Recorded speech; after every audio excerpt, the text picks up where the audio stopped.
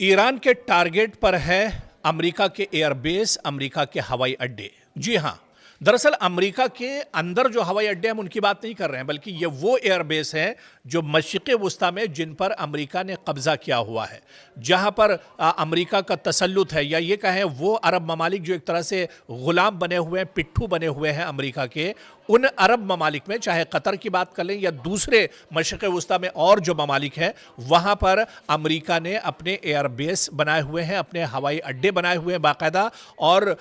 मशरिक़ वुस्ता में कहीं भी कोई कार्रवाई अगर करनी होती है, एयर स्ट्राइक अमेरिका को करनी होती है, तो इन्हीं एयरबेस और हवाई अड्डों का सहारा अमेरिका एक तरह से लेता है, जिनमें मशरिक़ वुस्ता का जो सबसे मशहूर, सबसे बड़ा जो एयरबेस अमेरिका का है वो अल उदैद एयरबेस है, जो कतर के अंदर मौजूद है। और इसी एयरबेस से अमेरिका पूरे मशरिक़ वुस्ता में अपनी नापाक हरकतें अंजाम देता है। इसी अल उदैद एयरबेस से अमेरिका सीधे सीधे इजराइल को फ़ायदा पहुंचाता है। इजराइल के लिए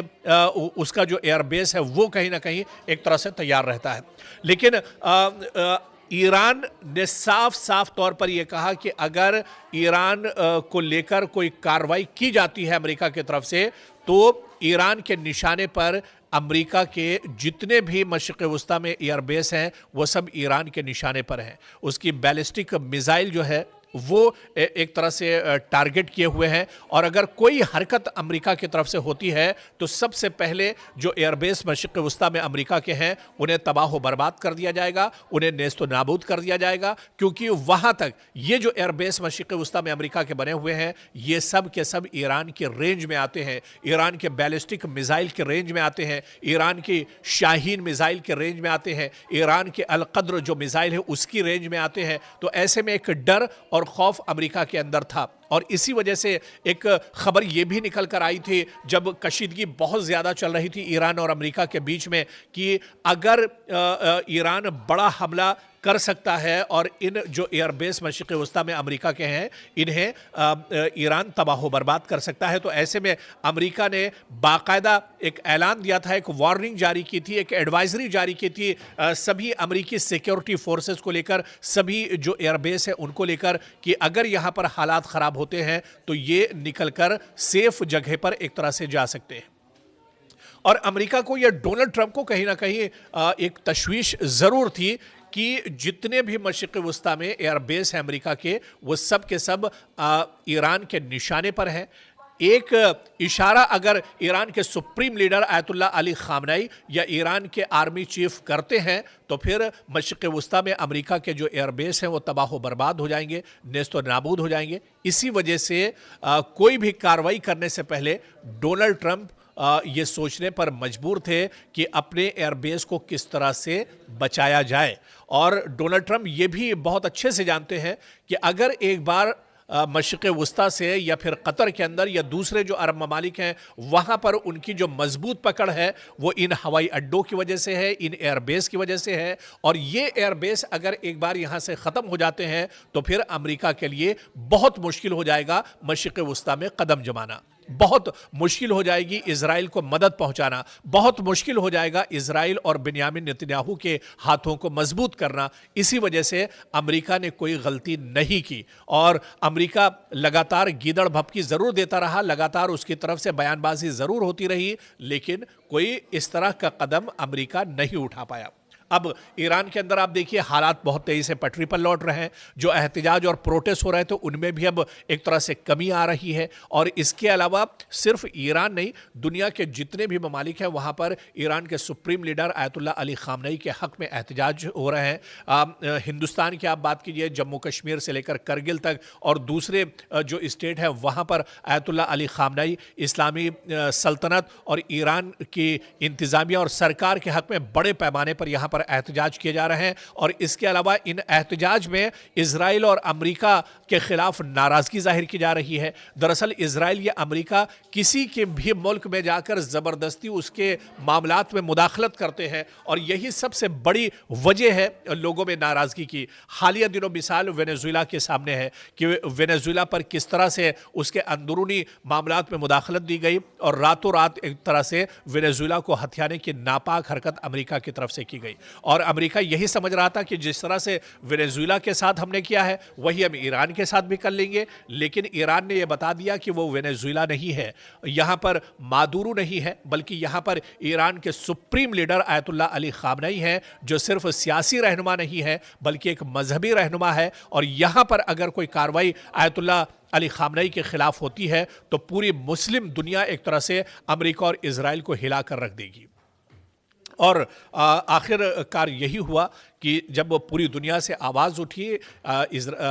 ईरान के हक़ में आवाज़ उठी, ईरान के supreme leader Ayatollah Ali Khamenei के हक़ में आवाज़ उठी, तो कहीं ना कहीं अमेरिका को सोचना पड़ा और अमेरिका ने फिर अपने कदम एक तरह से वापस ले लिए और फिर वो जुर्रत नहीं कर सका कि तेहरान पर या ईरान पर चढ़ाई कर सके। तो ऐसे में एक डर और खौफ अमेरिका के अंदर था और इसी वजह से एक खबर ये भी निकल कर आई थी जब कशीदगी बहुत ज़्यादा चल रही थी ईरान और अमेरिका के बीच में कि अगर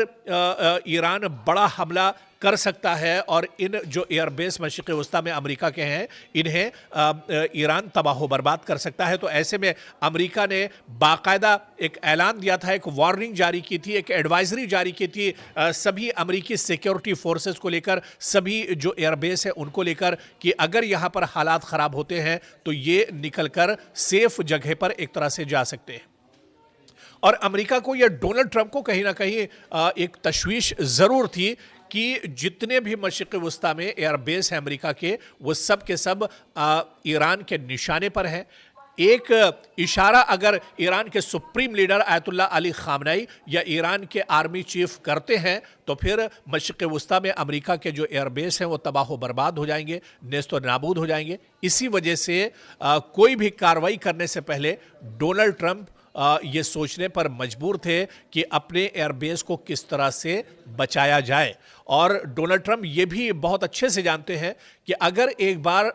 मशरिक़ वस्ता से या फिर कतर के अंदर या दूसरे जो अरब ममालिक हैं वहाँ पर उनकी जो मजबूत पकड़ है वो इन हवाई अड्डों की वजह से है, इन एयरबेस की वजह से है। और ये एयरबेस अगर एक बार यहाँ से ख़त्म हो जाते हैं तो फिर अमेरिका के लिए बहुत मुश्किल हो जाएगा मशरिक़ वस्ता में कदम जमाना, बहुत मुश्किल हो जाएगी इजराइल को मदद पहुंचाना, बहुत मुश्किल हो जाएगा इजराइल और बिन्यामिन नेतन्याहू के हाथों को मजबूत करना। इसी वजह से अमेरिका ने कोई गलती नहीं की और अमेरिका लगातार गीदड़ भपकी ज़रूर देता रहा, लगातार उसकी तरफ से बयानबाजी ज़रूर होती रही, लेकिन कोई इस तरह का कदम अमेरिका नहीं उठा पाया। अब ईरान के अंदर आप देखिए हालात बहुत तेज़ी से पटरी पर लौट रहे हैं, जो एहतजाज और प्रोटेस्ट हो रहे थे उनमें भी अब एक तरह से कमी आ रही है। और इसके अलावा सिर्फ ईरान नहीं, दुनिया के जितने भी ममालिक हैं वहाँ पर ईरान के supreme leader Ayatollah Ali Khamenei के हक़ में एहतजाज हो रहे हैं। हिंदुस्तान की आप बात कीजिए, जम्मू कश्मीर से लेकर करगिल तक और दूसरे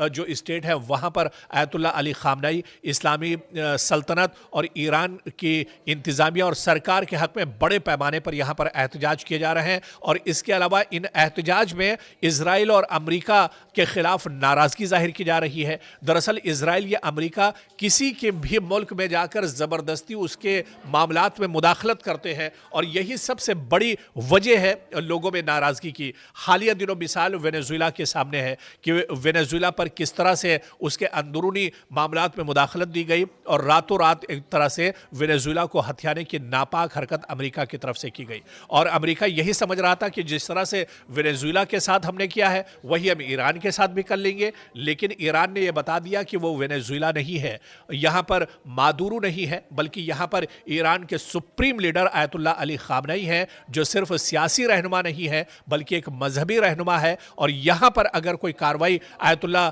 अली खामनेई के खिलाफ होती है तो पूरी मुस्लिम दुनिया एक तरह से अमेरिका और इजराइल को हिला कर रख देगी।